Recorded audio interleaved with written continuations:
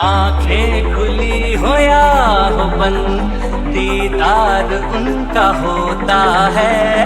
आंखें खुली हो या हो बंद, दीदार उनका होता है।